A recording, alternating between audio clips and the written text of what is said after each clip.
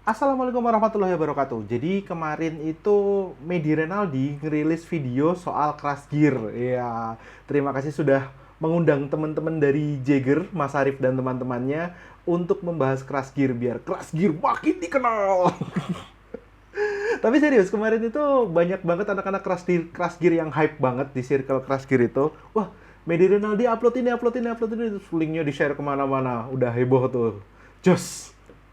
Nah, di video itu, Mas Arif mengajak Medi Renaldi tanding Crash Gear berdasarkan kelasnya. Kelas turbo, kelas crosspath, kelas gearbox, dan lain sebagainya. Cuman kayaknya tidak dibahas secara lebih detail tentang kelas-kelas tersebut. Nah, kelas-kelas tersebut itu adalah kelas yang dipakai untuk turnamen Crash Gear. Jadi hari ini kita bakal bahas tentang turnamen Crash Gear. Soalnya pas awal dulu aku ikutan turnamen Crash Gear, aku tuh bingung, ini kelas ini maksudnya apa? Oh, ini maksudnya apa? Ini maksudnya apa? Nah, harapannya nanti video ini bisa membantu kalian yang baru aja mau ikutan turnamen Crash Gear buat lebih memahamin seluk-beluk permainan Crash Gear, terutama di turnamen. Iya, ayo kita mulai. Yang pertama banget, aku pengen ikutan turnamen Crash Gear tapi rumahku di Malang dan turnamennya di Jepara. Jauh sekali. Nah, enaknya main Crash Gear adalah kita nggak perlu langsung datang ke lokasi turnamennya. Di turnamen Crash Gear itu ada sistem namanya titiper. Jadi kita bisa nitip ke panitia unit kita biar diikutin di pertandingannya. Jadi yang ke lokasi nggak perlu sama orangnya, tapi kalau misal mau lebih seru sih. Cuman kalau emang nggak bisa jauh, nggak sempet dan lain sebagainya, unit kita aja bisa dikirim ke sana nanti biar diurusin sama panitianya. Oke, kita masuk ke pembagian kelas di turnamen Crash Gear. Jadi pembagian kelas ini berdasarkan FW-nya ya, front weapon-nya. Yang lainnya nanti ngikutin, tapi biasanya pembagian kelas ini berdasarkan front weapon-nya. Dan nggak selalu harus Bandai, jadi merek-merek KW lain pun kalau misal mau ikut selama bentuknya sama, oke, boleh gitu. Misal merek Giada. Mas aku pengen main tapi cuman punya FW mereknya Giada gitu. Nggak apa-apa, boleh ikut aja main. Yang pertama adalah kelas turbo. Di kelas turbo ini FW yang dipakai adalah yang dari series animnya Crash Gear Turbo. Kayak Gaiki, Chai-Saven, Garuda Eagle, Garuda Phoenix, Dino Spartan, dan lain sebagainya. Pokoknya semua senjata depan Crash Gear yang muncul di anim Crash Gear Turbo, baik yang series ataupun yang movie, boleh dipakai. Pengecualiannya cuma dua. Ada Fort Grenade sama AK Cavalier. Karena dua ini di boxnya tulisannya adalah Workstaff Original, WSO. WSO itu apa? Nanti dulu deh kita bahas. Nah, walaupun dua Crash Gear ini pernah masuk di animnya Turbo, tapi karena di boxnya ada tulisannya WSO, beberapa pertandingan, beberapa turnamen biasanya ngebanet dua ini. Tapi ada juga yang ngebolehin, ya tergantung panitianya aja. Tapi ngasih tahu aja kalau Fort Grenade dan AK Cavalier kadang-kadang dibanet. Nah, penyebab penggolongan FW ini tuh sebenarnya bukan dari dia muncul di turbo, dia muncul di nitro, dia WSO dan lain sebagainya. Bukan itu sebenarnya. Penggolongan senjatanya itu lebih ke efektivitas seberapa mematikan senjatanya itu. Jadi biasanya di series turbo itu tipe-tipe senjatanya desainnya keren, gimmicknya bagus, tapi tidak deadly. Ketika dipakai tidak sesangar itu. Misal kayak FW-nya Dino Palang atau Griffith, itu kan keren banget kan. Ada cakram 2, ada di depannya ada bor, Griffith ada cakarnya. Tapi begitu disandingin sama misal kayak King Kaiser, disandingin sama King Swords Neo, itu hampir pasti kalah. Makanya yang ketiga ini yang aku sebutin, itu biasanya ada di kelas yang berbeda. Terus yang kedua adalah kelas WSO, Workstaff Original. Sebenarnya di Workstaff Original ini, kata-kata Workstaff Original ini harusnya tuh merujuk ke desain yang tidak ada di alur cerita utama anim. Jadi si Bandai bikin desain Crash Gear sendiri yang itu di animnya nggak ada. Cuman ada beberapa yang tulisannya WSO, tapi di animnya ada. Contoh paling gampang yaitu tadi, ada Fort Grenade, AK Cavalier, itu muncul di seriesnya Turbo. Terus ada Fang Daser, ada Storm Rider, ada Geo Scorpio, itu muncul di Nitro. Oh iya, Suzaku juga muncul di Nitro. Sebenarnya lumayan jarang ke turnamen yang fokus role-nya itu adalah di WSO ya, walaupun ada juga sih, cuman beda sama di Crash Gear Turbo yang ketika weaponnya disandingin hampir tanda kutip ya, hampir sama kekuatannya. Di WSO itu ada WSO lemah, ada WSO yang OP juga. Misal kayak gini, Storm Raider itu WSO, Beat Impulse itu juga WSO. Beat Impulse ketemu sama Storm Raider jauh bedanya. Hitlander ketemu Fang Desser, nangis Fang Dessernya. Nah, jadi kadang kalau misal pun ada turnamen khusus yang WSO, kadang beberapa senjatanya di banned. Atau kalau enggak, ada juga yang gabungin Turbo WSO. Jadi yang boleh masuk adalah dari series Turbo sama beberapa dari series yang WSO. Yang ketiga adalah Crosspart. Di Crosspart ini hampir semuanya boleh ikut. Mau Turbo, mau WSO, mau dari Nitro boleh ikut. Yang di banned itu adalah yang Gearboost sama Nitro Evo. Di Gearboost itu ada KSN, King Swords Neo, ada Wild Iron Wolf, HSF, Heavy Spike Force, terus ada Mighty Zero Delta, ada STB, Super Thunderbreaker, sama Nitro Evo. Nitro Evo itu ada King Kaiser sama Mach Victory. Terus satu lagi dari WSO, biasanya adalah MDS, Mega Dust Striker, itu juga tidak diperbolehkan ikut yang Crosspart. Kenapa nggak dibolehin? Itu nanti ada kelasnya sendiri, karena yang Gearboost dan Nitro Evo dan yang aku sebutin tadi, itu senjatanya biasanya gede-gede dan sangat amat ceper sekali dan berat, yang itu bikin unit-unit kayak Chai Savern yang imut ini, kayak kerupuk. Chai Savern ketemu sama King Kaiser, wah, tidak imbang. Nah, di Crosspart ini WSO yang OP, yang overpower, terus ada yang dari series Crash Gear Nitro itu biasanya banyak ditemuin di seri yang Crosspart ini. Terus yang keempat adalah seri Gearboost. Gampangnya seri Gearboost itu nggak ada FW yang di banned. Semua senjata boleh ikut, mulai dari Turbo sampai yang Gearboost itu boleh ikutan. Gearboost itu apa sih? Gearboost itu adalah senjata tambahan, upgradean gitulah, upgradean. Jadi kalau di series animenya mereka pada mulai kalah dengan senjata utama yang lama, terus mereka bikin atau mendapatkan senjata baru, tapi yang ganti itu cuman senjata depan sama wheel-nya doang. Dan nanti kalau di anime ada beberapa yang akhirnya ganti sama satu gear sekalian, itu namanya adalah Nitro Evo. Misal kayak King Kaiser dari King Swords, terus upgrade ke King Swords Neo yang cuman ganti depannya, FW-nya sama wheel-nya. Habis itu ganti satu unit full jadi King Kaiser. Senjata penggantinya ini namanya Gearboost. Ganti satu unit itu namanya Nitro Evo. Nah, karena tidak ada pembatasan banned atau apapun, kalian bisa pakai senjata apapun di sini. Cuman kalau misal kalian nekat pakai Garuda Eagle dan ketemunya adalah King Kaiser, ya kemungkinan menangnya agak susah kali ya.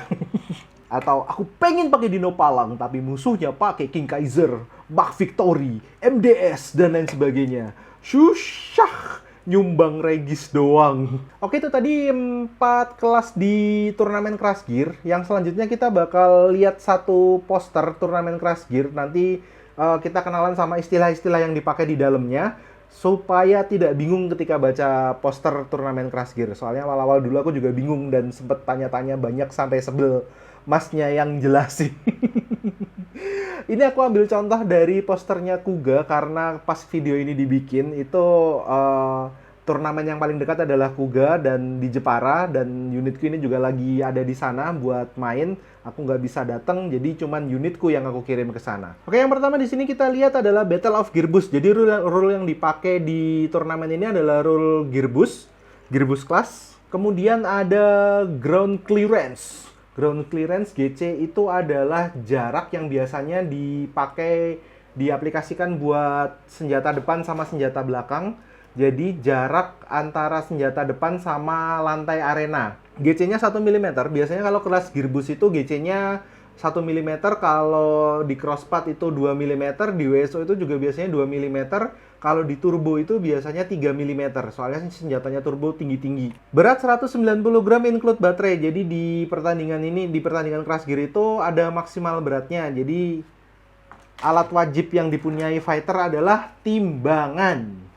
Cover wheel, airway, Yodi bebas. Kalau di posternya ini tidak ada pembatasan sama sekali. Cuman di beberapa pertandingan lain, di turnamen lain itu ada yang pakai pembatasan kayak kelasnya crosspart, tapi cover yang dipakai adalah yang dari seri turbo. Misal kelasnya gearboost, tapi EOD-W tidak boleh, EOD-W tidak boleh dipakai. Jadi yang boleh dipakai cuman EOD-L sama R. Nah, misal semacam kayak gitu. Cuman kalau yang di Kuga ini, yang di Jepara ini bebas, tidak ada pembatasan. Modif sebatas sasis VTD, GVTD, NVTND. Nah, di Crash Gear itu halal buat modif sasis. Modifnya itu bikin dia lebih ceper. Asalnya adalah dari sasis VTD, MVTD. Jadi sasis MVTD itu adalah sasis fix yang nggak bisa maju mundur. Biasanya sasis kan bisa maju mundur gitu kan ya. Kalau maju ngedas, mundur nyepin gitu kan kalau misal di animenya. Nah, si sasis MVTD ini dia fix, tidak bisa maju mundur. Plusnya adalah dia ceper sasisnya. Jadi semakin ceper, semakin stabil, dan semakin mematikan di arena. Cuman karena Crash Gear sudah tidak diproduksi lagi dan stok sasis MVTD di luar sana sangat amat terbatas, tidak semua orang punya, maka dibolehin buat modif sasis VT dibikin ceper, jadinya VTD. Dari DAS punya ZVT dibikin ceper, jadi ZVTD. Punya MVTN dijadiin ceper, jadi MVTND gitu ya. Dulu aku juga sudah pernah bikin tutorial buat sasis VTD. Kalau mau dilihat boleh, nanti linknya aku taruh di deskripsi. Timer 2x90 detik, ronde 3 jammer. Jadi sistem pertandingan yang sering dipakai di Crash Gear itu biasanya pakai 2 babak. 2 babak ini terserah panitianya nih, di satu babak itu mau berapa lama. Kadang ada yang 60 detik, ada yang 90 detik. Di sini pakai 90 detik. Nah, kenapa cuma dipakai 2 babak? Nanti kalau salah satu udah ada yang menang, misal skornya adalah 1-0, berarti udah ada yang menang tuh. Atau kalau misal skornya 0-0 atau 1 sama, berarti kan seri. Kalau misal seri masuk ke babak ketiga. Babak ketiga itu biasanya adalah babak jammer. Jammer itu adalah unit pengganggu yang diperuntukkan biar cepat dapat pemenang. Bandai sendiri udah ngeluarin unit namanya DX Jammer, cuman ini barangnya langka sekali, jarang banget ada yang punya. Maka biasanya banyak komunitas-komunitas atau panitia-panitia pertandingan Crash Gear yang mereka bikin jammer sendiri. Misal dari Tamiya, terus depannya dikasih serokan gede gitu, atau dari sasis Crash Gear depannya dikasih plaplet atau PVC dan lain sebagainya, yang dibuat dia bakal muter di pinggir arena, nabrakin CG-CG yang ada di dalam arena agar cepat dapat pemenangnya. 8 besar no jammer. Nah, kalau di posternya ini, kalau udah masuk 8 besar nanti udah nggak ada lagi tuh babak jammer. Kemungkinan nanti masuk babak ketiga, misal skornya sama, nanti masuk babak ketiga yang biasanya babak ketiga itu nggak dikasih waktu. Jadi selesainya. Nah, ini kriteria menang kalah kalau di Crash Gear. Kalau ada Crash Gear terbalik, kalau ada Crash Gear yang keluar arena ataupun deadlock itu berarti dia nyangkut lawan atau nyangkut arena atau nyangkut apapun yang bikin mesinnya berhenti, rodanya berhenti, itu dianggap kalah. Terus kriteria kalah selanjutnya adalah kalau misal covernya lepas, senjata depan belakang lepas, senjata depan atau senjata belakang lepas. Terus ada wheel lepas, itu juga dianggap kalah. Nah, kalau yang lepas cuma part-part kecil kayak wheel weapon atau misal Chai Savern itu kan depannya ada tanduknya kan. Nah, kalau tanduk Chai Savern-nya ini lepas satu, itu dianggap part kecil kalah. Di atas cover Chai Savern ini ada kayak tempelan, jadi dia bisa dicopot kayak tanduk di cover gitu. Tanduk ini lepas, itu tidak dianggap covernya lepas, tapi cuma part kecil lepas. Wheel weapon, ya perintilan-perintilan kayak gitulah. Itu yang lepas, itu dianggap part kecil lepas, dan itu nggak langsung kalah, dapatnya poin. Tapi kalau yang lepas udah lebih dari 3, berdasarkan rule ini, dianggap kalah. Misal, wheel weaponnya lepas 2, terus dari covernya ada 1 part kecil yang lepas, dianggap kalah. Walaupun belum ada yang keluar arena, belum ada yang mati, belum ada yang kebalik. Launch-nya spin, ya kalau misal mau masuk arena biasanya di spin, diputar biar gerakannya super random, jadi nggak ada yang merasa terzolimi ketika diluncurin langsung lurus ke lawannya terus nabrak, lawannya langsung keluar di detik pertama. Jadi biar seru, biar bener-bener random, tidak ada yang merasa dirugikan, launch-nya spin. Request sebatas cover, booster, dan part kecil di Crash Gear itu ya karena sudah tidak diproduksi lagi. Ada aturan yang meringankan bahwa part request itu boleh dipakai. Yang paling sering dipakai itu adalah cover. Cover request itu boleh. Cover request resin, cover request 3D aman, bisa dipakai. Terus part-part kecil yang dimaksud tuh biasanya kayak tutup baterai, terus tutup gear, terus mungkin saklar on off kali aja ada. Nah, part-part kecil kayak gitu boleh dipakai. Sektor Project dan WDP halal. Sektor Project dan WDP adalah dua merek request kelas gear yang dia pakai injek plastik, jadi bahannya plastik, udah halal dipakai di turnamen. Jadi kalau misal mau beli part mereknya udah WDP atau Crash Gear, WDP atau Sektor Project, itu mau dipakai di turnamen aman, beli aja. Banned list pemberat selain WAW. Jadi WAW itu adalah wheel dari Crash Gear, Wake Adjustment Wheel. Jadi wheel yang di dalamnya ada besinya. Ada besinya, ini buat pemberat. Ini satu-satunya pemberat yang dibolehin di Crash Gear karena dia adalah bawaan dari Bandai udah didesain kayak gini. Jadi lebih gampang buat adjust weight berat Crash Gear-nya. Wheel digigis berlebihan.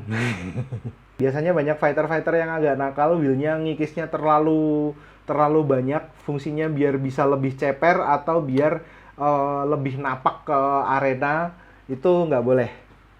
Wheel weapon dipotong itu juga nggak boleh. Beberapa player nakal, fighter nakal itu juga ada yang motong wheel weaponnya biar pas di dinding arena bisa jalan lebih stabil. Repair berlebihan sampai biasanya sampai ngubah bentuk aslinya. Misal ini ada Gaiki terus kamu mau repair roda palu di senjatanya ini. Kamu repair sampai dia panjangnya ngeplas segini, nggak boleh. CG becak. Istilah becak di CG itu adalah biasanya CG-nya itu kayak baterainya mau habis atau dinamonya bermasalah. Jadi dia belum mati, masih jalan, tapi pelan banget. Ini bikin sebel banyak panitia. Jadi biasanya kalau becak, karena panitianya males, dianggap kalah. Atau kadang kalau misal panitianya usil, CG-nya terus misal ternyata dinamonya bermasalah, langsung diganti dinamo Daxing. Jadi dibalikin ke arena kayak babi hutan lepas gitu. Jadi pasti sebelum ngirim kelistrikanmu, bateraimu jangan lupa bawa baterai cadangan. Jadi biasanya kalau aku kirim turnamen, aku kirim baterai 4, 2 buat dipakai main, 2 lagi buat cadangan kalau ternyata aku bisa sampai babak atas dan karena CG-nya main terus, bisa request buat ganti baterai.